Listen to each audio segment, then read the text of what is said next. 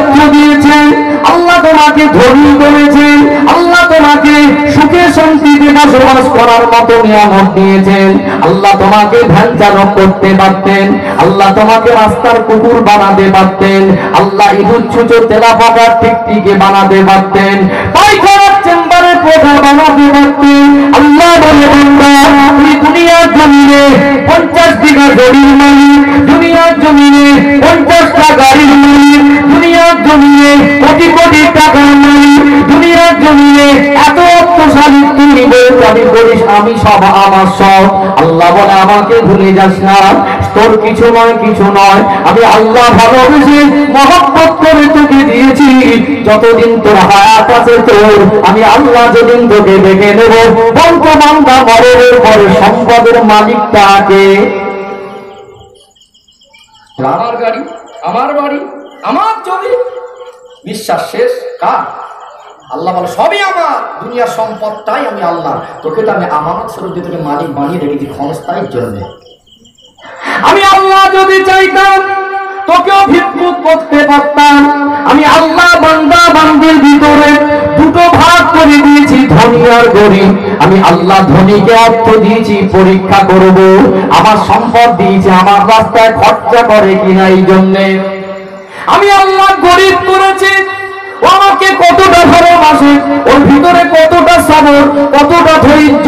আমি আল্লাহ গরিব করেছি, আমার ভান্ডারে আমার খাজানায় কম নেই। আমি জানি কষ্টে থাকে, আমি জানি অর্থের অভাবে থাকে, সারাদিন মজদুরি করে, মাটির ঝুড়িগুলো মাথায় তুলে রোদ্দুরে কাজ করে, সিমেন্টের বস্তাগুলো মাথায় নিয়ে কষ্টের জন্য কষ্ট করে করে 400 টাকার জন্য 2তলা 3তলা সিঁড়িতে ওঠে কি ওঠে না, এমনও কঠিন কাজ আছে।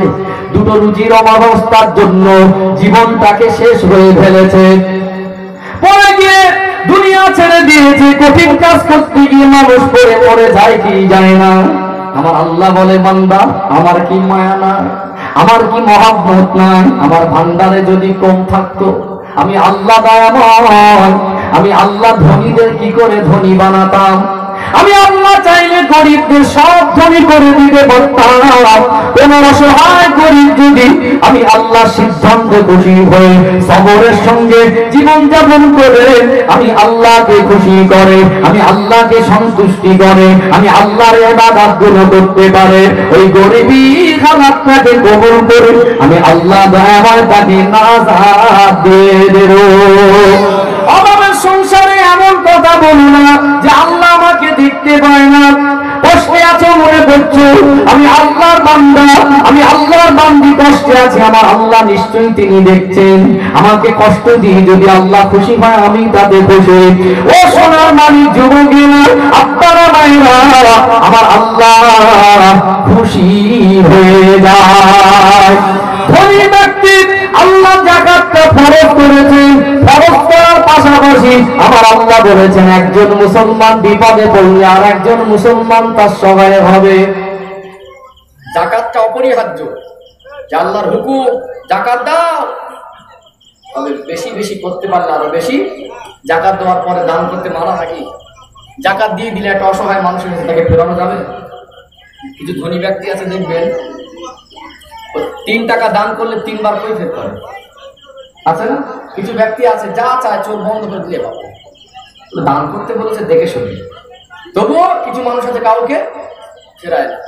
কিছু দেখবেন কিছু কিছু এলাকায় যায়, আমি সামনাসামনি বলি, অনেক জায়গায় জলসাই, গ্রামের ভিতর অনেক ধনী পয়সাওয়ালা মানুষ আছে, তাদের ঘরে 2 ঘন্টার জন্য আলেমরা বাইরের থেকে আসে, মেহমান হবে, তাদের ঘরে জায়গা হয় না, কুড়ে ঘর, ভাঙা ঘর, খড়ের ঘর, নিচে মাটি, সেখানে বসতে দেয়। আমি গিয়ে মনে করি এলাকায় কি ধনী নেই? তোমার কিসের অর্থ, কিসের পয়সা, কিসের গরম? তোমার পয়সাটা আল্লাহ আল্লাহ রসুলের জন্য ব্যয় হয় না, তোমার ঘরে হাফেজে কোরআন আলেমদের জন্য একটু জায়গা হয় না, তুমি কিসের ধনী? ওটা ঠিক না বুঝি? আবার কিছু জায়গা আছে দেখবেন একেবারে ধনী ব্যক্তি গর্ব করে বলে হুজুর আমার বাড়ি আছে। অনেক রকম মানুষ আছে না? নেই? আছে, দান করা মানুষ আছে। তবে অসহায়কে সাহায্য করতে হবে। রাসূলুল্লাহ বলেছেন, এই সুদখোরের কথা বলছিলাম, বিপদে কে বলছে ভাই 1000-5 টাকা দিয়ে আমার বাচ্চাটা অসুস্থ, একটা হসপিটালে আছে, তোকে দিয়ে দেবো। শরিয়াত বলছে লেনদেনের ক্ষেত্রে লেখাপড়া অপরিহার্য। আমরা মুখে মুখে দিই আর পরে ফেসে যাই। কেউ যদি লিখে সই করে দেয়, ওগুলো দুই দিয়েও হবে না, হিসেবে গুলোবে না, আর তার দেওয়ার জন্য ভিতরে একটা আলাদা মানসিকতা তৈরি হবে। কথা ঠিক বলছে না? বলি শরিয়াত বলছে ভাইকে দাও, এটা খারাপ বিষয় নয়, বরং প্রত্যেকটা বারের লেখাপড়া করো, চুক্তি করো যে আমি এই কদিনের জন্য নিচে তোমাকে দিয়ে দেবো। আর যদি অসহায় হয়, তোমার প্রতিবেশী পাশের মানুষ, তোমার হক অনেকটা অর্থ আছে, ধার চেঞ্জ তার হবে না, তুমি তোমার যদি সমর্থক থাকে 2000 টাকা এমনি দাও দিয়ে ভালো, আল্লাহ তোমাকে ওইটা 2000 টাকা নয় 20,000 টাকা তোমার ঘরে বরকত দিয়ে দেবে। জোরে বলুন সুবহানাল্লাহ। আমরা কি সেগুলো করি? করিনি। বলছে ভাই 5,000 কেন, 10,000 লে, হাজারে কত করে দিবি বল, চুক্তি করে দিবি, আছে না? 5,000 কেন, আরো বেশি লাগেলে, কিন্তু কত করে দিবি সেটা ছিল। আমার কাছে রেটটা একটু চোরা, কার টাকা নিয়ে রেট চড়াচ্ছ, কার সম্পদ, আল্লাহ দিয়েছে তাই। দুনিয়ার জমিনে গরিবের হাত ফাটিয়ে দিয়ে, মানুষের মনে কষ্ট দিয়ে, দুনিয়ার জমিনে অর্থশালী হয়েছে, অর্থ বানিয়েছ, তোমার সুদের টাকাটা তোমার নয়, আজকে তুমি সম্পদ মনে করছো। কবরে যখন চলে যাবে, কবরে কাজী মঞ্জুর করে চলে আসার পরপরই তোমার কবরে খেলা শুরু হয়ে যাবে। তোমার হারামের অর্থগুলো গজবের সাপ আকারে আল্লাহ তৈরি করে দেবে। কিয়ামতের ময়দানে এইগুলো তোমার জাহান্নামের ঘোড়া করে রক্ত আর পুষ করে দেবে, বিষাক্ত কাঁটা তৈরি করে দেবে, বিষাক্ত সব দংশন করবে। ও সোনার মানিক যুবকেরা, আব্বারা মায়েরা, এই সম্পদটা হারাম পন্থায় জড়ো করছো, হারাম পন্থায় সম্পদশালী হচ্ছ, এটা তোমার আখিরাতের জন্য ভয়াবহতা।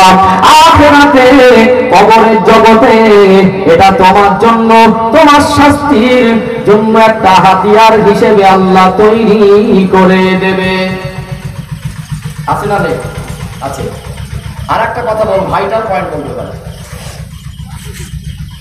অসুস্থ হলে দেখতে যাওয়া, দেখা হলে সালাম করা, বিপদে পড়লে সাহায্য করা, আর দুনিয়ার জমিনে থেকে বিদায় নিলে জানাজা হাজির হওয়া। সংক্ষেপ করব, জানাজায় হাজির হলে আল্লাহ রাসূল বলছেন, এই যে আমরা দেখছি এখন কিছু কিছু এলাকায় জানাজা তো পড়ে, পড়ার পরে মাটি দেওয়ার সময় কি হয়, এক ধামা মাটি এনে বাইরে সব হাতে হাতে দেয়, কবরস্থানে যাওয়ার প্রয়োজন মনে করে না, আছে না? একটু দরুদ শরীফ, আল্লাহুম্মা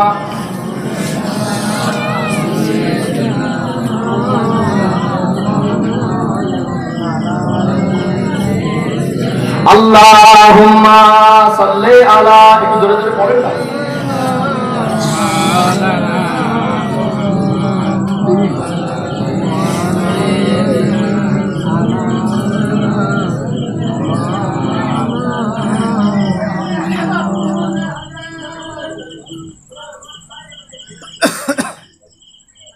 সম্মানের উপস্থিতি, কি কথা বলছিলাম?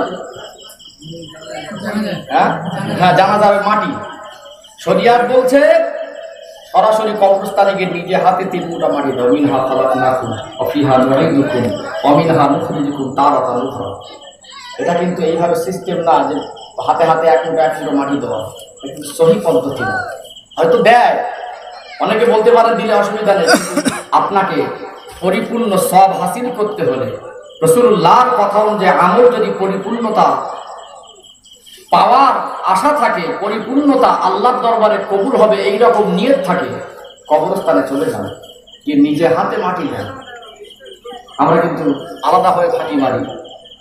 চেষ্টা করুন যতটুকু সময় আমাদের জানা যায়, এইরকম ভীষণ লোক হয় না যে সবাইকে দিতে অনেকটা সময় লেগে যায়, মোটামুটি সবাই চেষ্টা করলে পারা যায়। অল্প অল্প মাটি দেবো আদবের সঙ্গে, ছুঁড়ে না দেওয়া, তবে জানা যায় শরীক হওয়া আর মাটি দেওয়া, এই 2 কেরাত সওয়াব হয়। আল্লাহ রাসূলের সাহাবীরা বলছেন, হুজুর 1 কেরাত পরিমাণ কত না, জানাজা পড়লে 1 কেরাত, মাটি মঞ্জুর করলে 1 কেরাত। রাসূলুল্লাহ বলছেন, বাবা উহুদ পাহাড় দেখেছো? উহুদ পাহাড় যতটা অতটা নাকি, জোরে বলুন সুবহানাল্লাহ। আমরা কিন্তু অনেক মানুষ ইন্তেকালের পরে গ্রামের মানুষ সবাই জানাজা যায় না, সুস্থ শরীর, ঢেইয়া চেহারা, খেয়ে পেট মোটা করে ঘরে ঘুমাচ্ছে। তোমার এলাকার একটা মানুষ সারা জীবনের মতো চলে গেল, তোমার গ্রামের একটা মানুষ চলে গেল, তুমি কোন লজ্জায় বসেছে? আজ তুমি যাচ্ছ না, তোমার একটা দিন আছে, তোমাকেও তোমার এলাকার মানুষ ঘাড়ে করে নিয়ে পুঁতে দিয়ে আসবে। তোমার একটা দিন আছে, গ্রামের মানুষের প্রয়োজন পড়বে, আছে না? নেই? আছে। আমি একটু অন্য অ্যাঙ্গেলে আসবো, যে মুসলমানের মনে কষ্ট দেওয়া কতটা গুনাহ, এটাই আমি সংক্ষেপে একটু করব। রাসূলুল্লাহ বলছেন, মাল্লাম ইয়ারহাম সগীরানা ওয়ালাম ইউআক্কির কাবীরানা ফালাইসা মিন্না। হাদিসটা হয়তো অনেকবার শুনেছেন, কিন্তু এর ব্যাখ্যা শুনলে অবাক হয়ে যাবেন, আমরা সেইভাবে গুরুত্ব দিই। রাসূলুল্লাহ বলছেন, যে ব্যক্তি বড়দের সম্মান করে না, ছোটদের স্নেহ করে না, ফালাইসা মিন্না, ও আমার উম্মত না। এই কথাটা একটু ভাবুন, যে ও আমার উম্মত না। যদি তার বয়সের বড়, সে ধনী হোক গরিব হোক, রোগা হোক মোটা হোক, কালো হোক পরিষ্কার হোক, যেমনই হোক, বয়সের যদি 1 সেকেন্ডের বড় হয়, রাসূলুল্লাহ বলছে তোমার জন্য সম্মানের পাত্র, তাকে সম্মান করো। তুমি বড়, তোমার ছোট যারা, তাকে স্নেহ নজর দেখো, তাকে স্নেহ করো, ভালোবাসা দাও।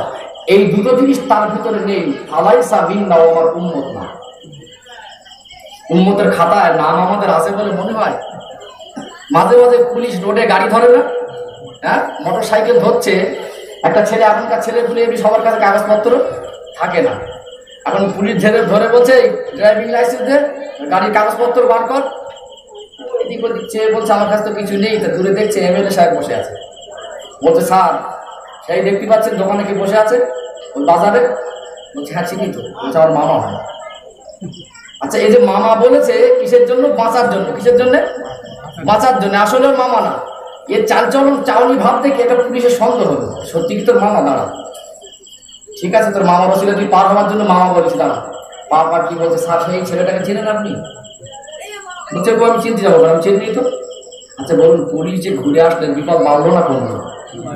প্রথমে সারেন্ডার হওয়া দরকার ছিল, স্যার আমার অসুবিধা হয়ে গেছে, মাল করি আমার কাছে নেই, লাগে লোটপাতি কিছু নিয়ে নেয়। এ মামা বলেছিল বাঁচার জন্যে, আর সে মামা বলছে ও আমার ভাগনা না। আমরা মুখে বলছি নবীর উম্মত, আর নবী যদি ঘোষণা দেয় ও আমার উম্মত না, বিপদ বাড়বে না কমবে? কত কষ্ট দিয়েছি ছেলে পুলে, কম বয়সী ছেলে, এত বুকের ভাষা নোংরা, ঘৃণা হয় যে মানুষ কি মানুষ। একটা মুরব্বী সম্মানী ব্যক্তি বলছে, বলছি এরকম ভাষা দিচ্ছি, এবার তোমার জ্ঞান দিতে হবে না, তোমার শিক্ষা তুমি যাও তোমার কাছে। বলে কি বলে না?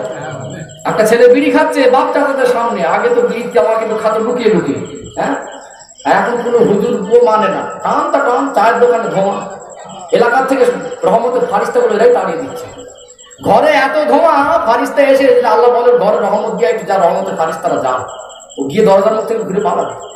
আল্লাহ যাবো কি করে? ঘরে তো শুধু গাঁজার গন্ধ আর বিড়ির গন্ধ আছে না? আগে তো একটু চুরি চামারি করে খেত, একটু দেখতো বিড়ি বান্ডি, তার দিয়ে একটা হুজুর সম্মান ব্যক্তি সঙ্গে ফেলে দিত। আর এখনকার ছেলেরা মনে পাওয়ারফুল। যদি কোনো ব্যক্তি বলে যে কচি তুই বিড়ি খাচ্ছি, ও চাচা তোমার বাপের টাকায় খাচ্ছি, হ্যাঁ, আছে না? কত মানুষের প্রতি অবিচার করেছি, কত মানুষের মনে কষ্ট দিয়েছি, কত বড় মারাত্মক ঘটনা। একটা উদাহরণ দিলে অবাক হয়ে যাবে। ও সোনার মানিক যুবকেরা, আপনারা মায়েরা অবাক হয়ে যাবেন। আল্লাহ নবী হুজুর আমার কত মারাত্মক গুনাহ বর্ণনা করেছেন। বান্দার মনে কষ্ট দেওয়া, মুসলমানের মনে আঘাত দেওয়া, তোমার আচরণের, তোমার ব্যবহারে তোমার বিবি যদি কষ্ট পায়, তোমার সন্তানদের প্রতি যদি বেইনসাফি করো, বড় ভাই ভাই ছোট ভাইয়ের প্রতি যদি বেইনসাফি করো, দুনিয়ার জমিনে অত্যাচারী হয়ে গরিবদের মনে যদি আঘাত দাও, দুনিয়ার পাওয়ারের পরে যদি অবিচার করে কারণ কষ্ট দাও, রাসূলুল্লাহ বললেন এত মারাত্মক গুনাহ। আল্লাহ নবী বিদায়ী হজের ময়দানে আসলেন। আল্লাহ নবী জীবনে একটিবার হজ করেছিলেন। আল্লাহ নবী বিদায়ী হজের ময়দানে 1,25,000 সাহাবীদের নিয়ে আরাফা ময়দানে লম্বা ভাষণ দিয়েছিলেন। এই ভাষণটাকে বিদায়ী হজের ভাষণ বলা হয়। আল্লাহ নবী বহু কথা বলেছিলেন, অতটুকু বলবো অবকাশ নেই, তবে প্রসঙ্গে সংক্ষেপে একটু উপস্থাপন করছি। আল্লাহ নবী কেঁদে কেঁদে বহু কথা বলেছিলেন।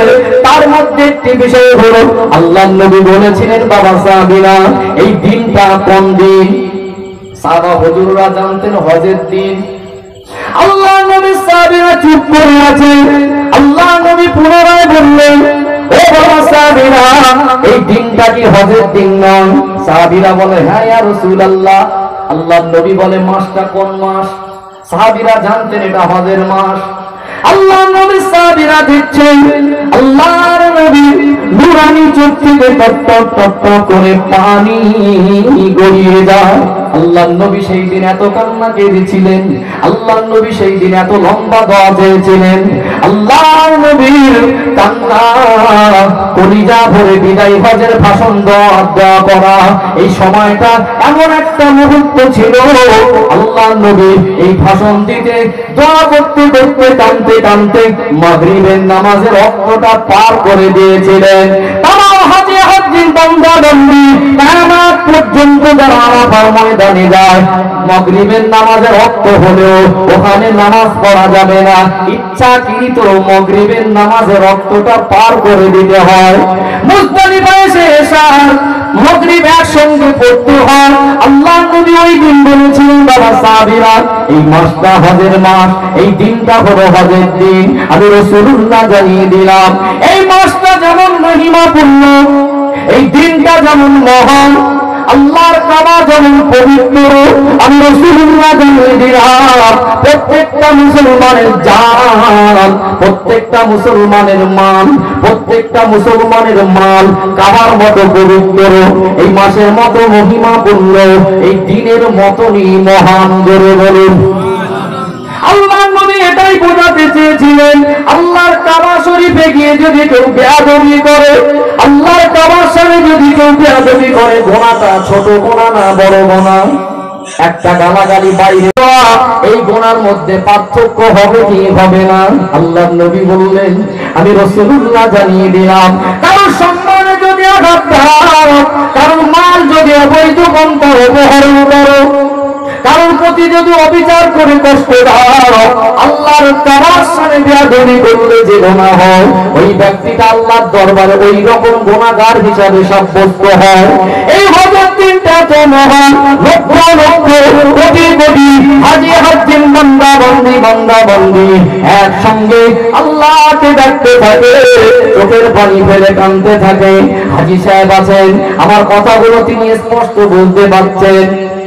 হজের দিনে বেয়াদবি করা, ওই মহিমাপূর্ণ মাসে বেয়াদবি করা, যতটা আল্লাহর কাছে গুনাহগার হওয়া, মুসলমানের সম্পদ, মুসলমানের সম্মান, মুসলমানের জান, মুসলমানের মাল, ওইভাবে যদি কেউ আঘাত দেয়, অপহরণ করে, অবৈধভাবে ব্যবহার করে, ওই রকম পর্যায়ের গুনাহ হবে। ছোট গোনা না বড় গোনা? আমার কথা বুঝতে পারছেন তো নাকি? আলোচনার লাইন কেটে যাচ্ছে না? লাইন ঠিক আছে, বিষয়বস্তু নিয়ে আলোচনা করতে হবে। আমার ভাই বলছিলেন একটা কমিটির ছেলে সম্ভবত, যদি একটু কবর সম্পর্কে বলে, কবর থেকে বাঁচার ওসিলা খুঁজতে গেলে, বাঁচার রাস্তা খুঁজতে গেলে এগুলো আগে জানতে হবে। এগুলো প্রথম ধাপ, কথা ঠিক না? আমরা নামাজ পড়ি, বলতে পারবো না কবুল হয়েছে, তবু আল্লাহর কাছে বললে আল্লাহ কবুল করে। 30 বছর নামাজ পড়িছি, হয়তো আল্লাহ একদিনের সেজদাটা কবুল করে নেবে, কথা ঠিক না? তবে গরিবের সম্পদ দখল করেছি, অবিচার করেছি, একটা ছোট মুখে বড় কথা বলে আঘাত দিয়েছি, ওটা কিন্তু আল্লাহর দরবারে মাফ হবে না। ওই বান্দার সঙ্গে কিয়ামতে বোঝাপড়া হবে, তারপরে জান্নাত পেতে হবে না। নেকির পাল্লা ভারী হলেও ছাড় পাবে না। তাহলে মুসলমান মার্ডার করার মুসলমান মারে, কথা ঠিক না? বলি কাবা শরীফ আর একটা নাম হলো মসজিদে হারাম। কি? আবার আমরা আরবি মাসের মুহররম মাসকে কি বলি? মুহররম। প্রথম মাস কি? হারাম থেকে মুহররম এসেছে। আল্লাহ বলেছেন যে এই মাসে ফিতনা ফাসাদ করা, মারামারি করা হারাম।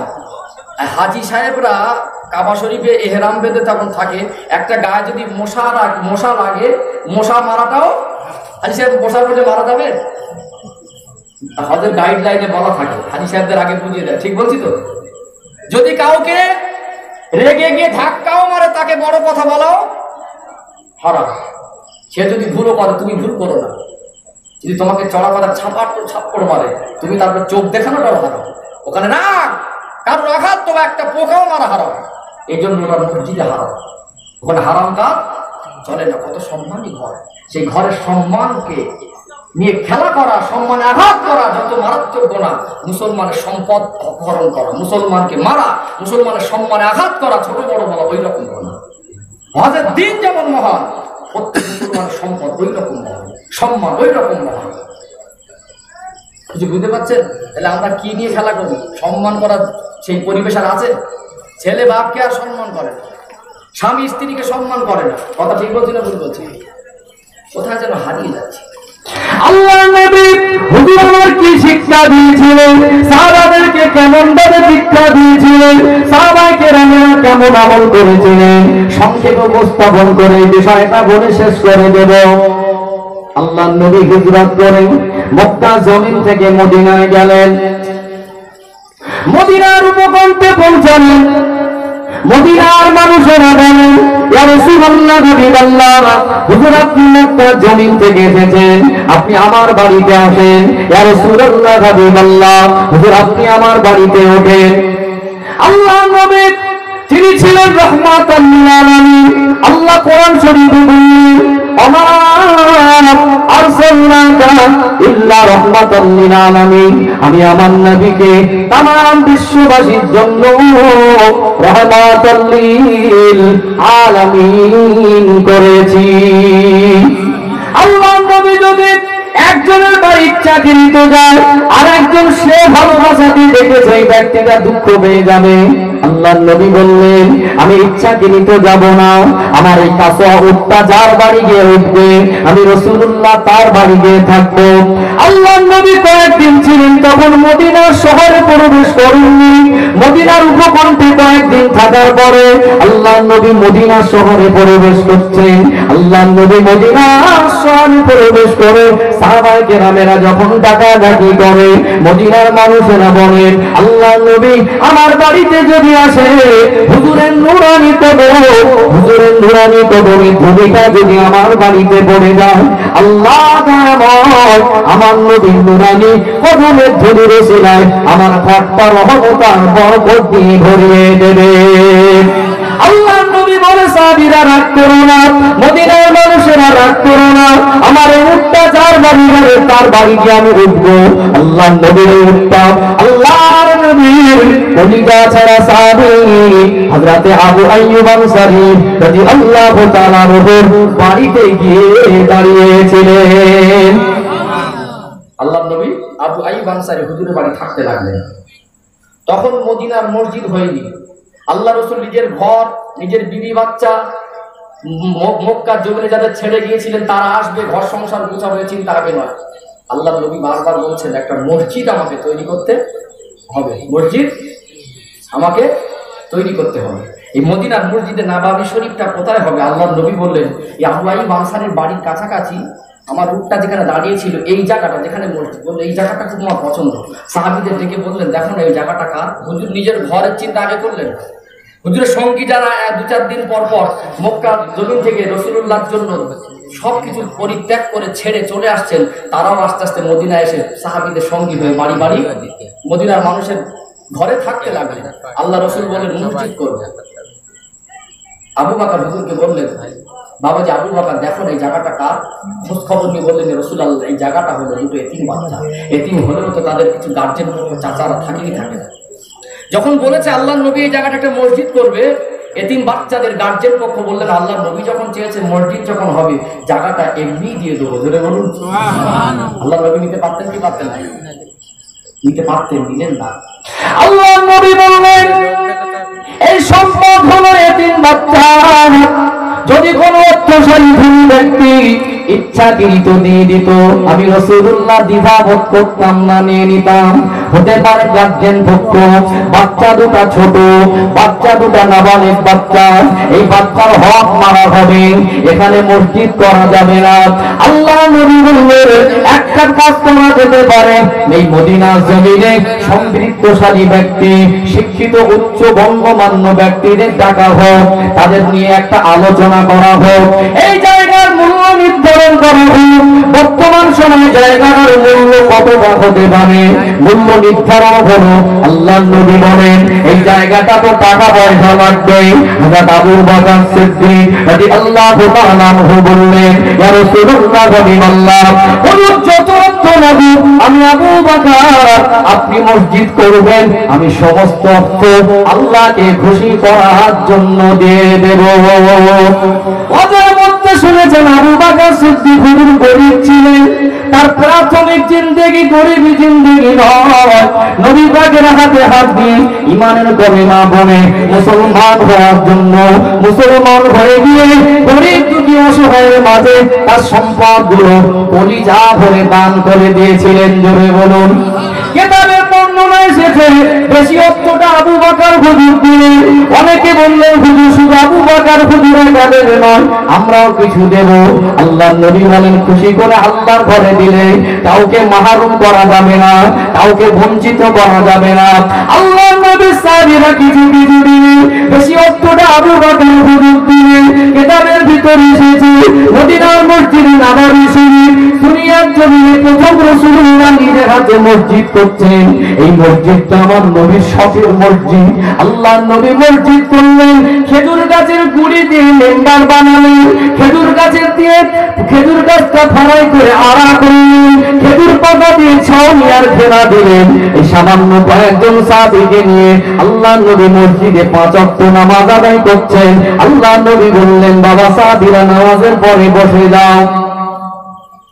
আল্লাহ রাব্বুল আলামিন আজ একটা সিদ্ধান্ত নিয়েছেন। খুতবার ভিতরে যা করেছি আল্লাহ বলেছেন ইন্নামাল মুসলিমুনা ইখওয়া। আল্লাহ রাসূল বলেছেন আল মুসলিমু আখুল মুসলিম। এই একজন মুসলমান আর একজন মুসলমানের ভাই। যখনই বলেছেন একজন মুসলমান আর একজন মুসলমানের ভাই, ও মদিনার সাহাবীরা আজকে দেখো তাদের জন্মভূমি ছেড়ে, তাদের বিবি বাচ্চা ছেড়ে, অট্টালিকা ছেড়ে, সম্পদ ছেড়ে, বড় বড় খেজুরের বাড়ির বিজনেস, সোনার দোকানগুলো ছেড়ে আমি রাসূলুল্লাহর জন্য, আল্লাহকে খুশি করার জন্য সবকিছু ছেড়ে তোমাদের কাছে এসেছে। এরা হলো তোমাদের ভাই। কি তাদের উদার দিল ছিল! ইয়া রাসূলুল্লাহ, হাবিবাল্লাহ, মদিনার মানুষেরা এরা যখন আমাদের ভাই আল্লাহ বলেছেন, আজকে এরা অসহায় নয়, আল্লাহ আমাদের সম্পদ দিয়েছে। ইয়া রাসূলুল্লাহ, হাবিবাল্লাহ, আমার 2টো কামরা ঘর আছে, আজকে দিনে আপনাকে সাক্ষী রেখে আল্লাহকে খুশি করার জন্য আমার এক মহাদের ভাইকে একটা কামরা দিয়ে দিলাম। কোন কোন সাহাবী বলেন হুজুর আমার 2 বিঘা খেজুরের বাগান আছে, আমি একটা ভাইয়ের জন্য অর্ধেকটা ছেড়ে দিলাম। কোন কোন সাহাবী এমন রেহাত এসেছে, কোন কোন সাহাবী বলেছিলেন ইয়া রাসূলুল্লাহ, হাবিবাল্লাহ, আমার ঘরে 2টো বিবি আছে, আমি একটা বিবিকে তালাক দিয়ে দিলাম। ইদ্যত পালনের পরে কোন মহাজের ভাই যদি চায় আমার তালাক দেওয়া বিবির ইদ্যত পালনের পরে ওই বিবিটাকে বিবি হিসাবে গ্রহণ করতে পারে। কুরবানি কি দিন! হুজুর আমার একটা কামরা ছেড়ে দিলাম, হুজুর আমার খেজুর বাগান ছেড়ে দিলাম, আমার একটা বিবি। আমি জানি দূরের থেকে এসেছে। এই সময় মদিনার মানুষেরা সম্পৃক্তশালী সাহাবী, অর্থশালী সাহাবীর মান সম্মান আছে, সব কিছু ত্যাগ করে এসেছে। কিছু মানুষ হয়তো এদের থেকে মদিনার ইহুদির চাপ ছিল কি ছিল না, অন্য মনস্ক হবে। আপনি আবার বিবাহ জিন্দেগি ছেড়ে সবকিছু, হয়তো তাদের বিবি ইসলাম গ্রহণ করেনি, তার বিবি আসবে না। অতএব এই ব্যক্তির বর্তমান সময় যা বয়স, একজন বিবি দরকার। অতএব আমার বিবিকে আমি তালাক দিয়ে দিলাম, যদি চায় ইদ্যত পালনের পরে বিবাহ করতে পারে। এই ছিল তাদের কুরবানি। আর আমরা লাঠির পাটির বলে রাইতি সম্পত্তি জোর করে ফেলে দিয়ে বলছে আমার বাপে। কি বলছি? আমার বাপে। এ পাশের চাষি নরম আর ও পাশেরটা গরম। 4 বছর পরে গিয়ে দেখা যাচ্ছে এর দিকে 2 হাত বেশি, ওর দিকে 2 হাত কম। মসজিদে নামাজ পড়তে গিয়ে বলে আমার হাঁটুই ব্যথা, সেজদা করতে গিয়ে বলে আমার মাজায় ব্যথা। যখন আল ছাটে তখন রোগগুলো জোরে জোরে মারে। এরকম আছে না? আছে না? আছে। মুসলমানের হক ফাঁকি দেওয়া, মুসলমানের মনে কষ্ট দেওয়া, যত বড় গুনাহ করে আল্লাহর কাছে আল্লাহ চাইলে সব মাফ করে দিতে পারে। কিন্তু এই বান্দার হক ফাঁকি দিয়ে 70 বার হজ করে 70টা তসবিহ দিয়ে যদি গলায় ঝুলিয়ে রাখেন, কোরআন শরীফ সব সময় যদি পড়ে পড়ে মুখস্থ করে ফেলেন, একটাও গুনাহ করবেন না। 30 বছর বয়সে এই অবিচার, অন্যায়, জুলুম, ধোঁকাবাজি করেছিলেন, ঠিক 50 বছর বয়সে ফেরেশতার মতো হয়ে গেলেন। এটা আল্লাহর দরবারে মাফ হয়ে গেছে, ভাববেন না।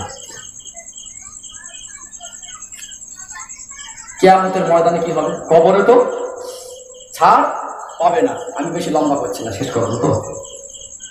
ও সোনার মানিক যুবকেরা, আপনারা মেয়েরা, আল্লাহ কত বান্দা বান্দি হক ফাঁকিয়ে দিয়েছিল, অবিচার করেছিল, বিচারক ছিল, লাঠির পাটির বলে রাস্তার ধারে জমি জায়গা গরিবের সম্পদ দখল করেছিল, আল ছেটে হারাম সংসারে ঢুকিয়েছিল, অসহায় মানুষ হাত পেতেছিল, সেই অর্থ সাহায্যের বদলে সুদ গ্রহণ করেছিল।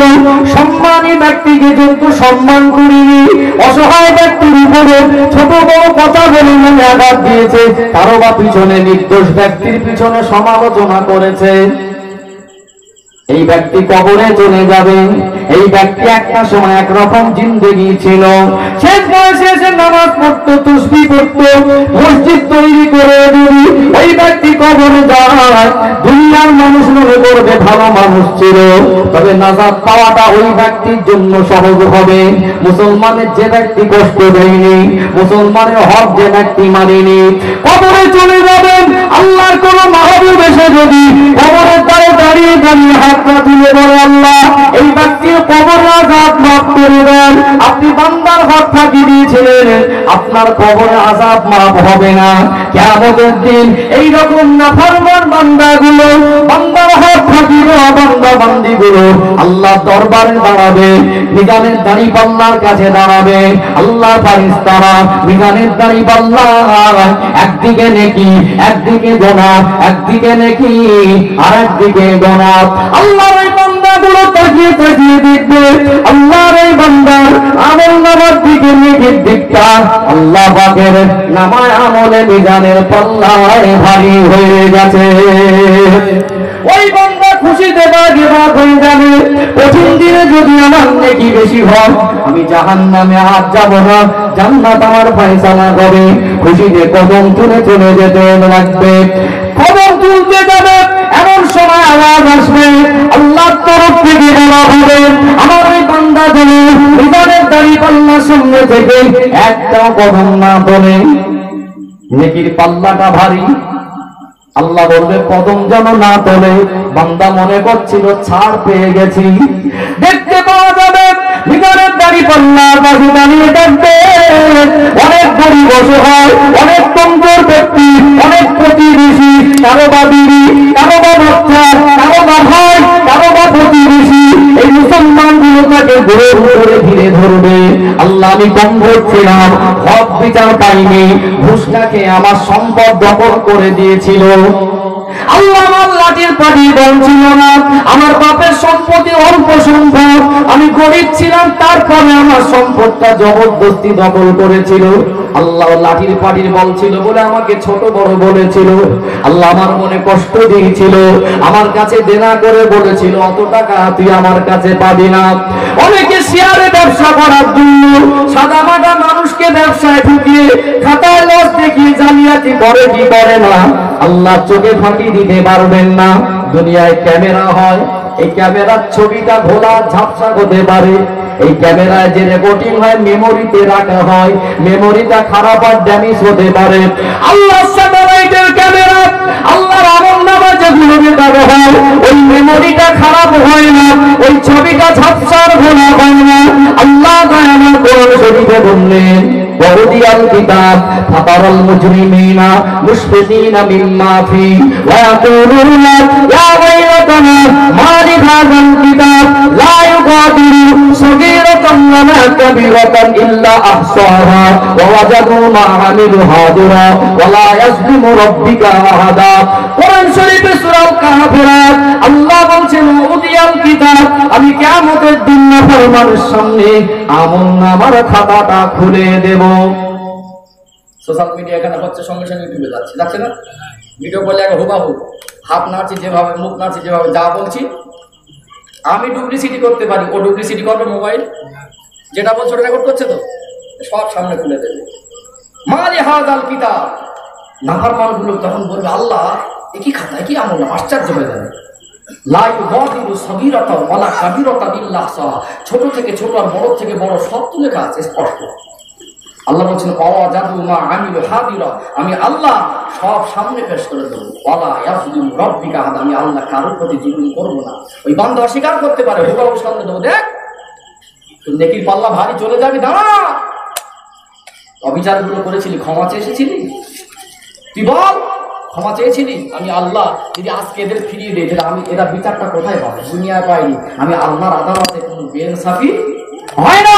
দুনিয়ায় ঘুষ খেয়ে বেইনসাফি হয়, কিন্তু আমি আল্লাহর দরবারে বেইনসাফি হবে না। আমি রব, আমি স্রষ্টা, আল্লাহু আল্লাহ।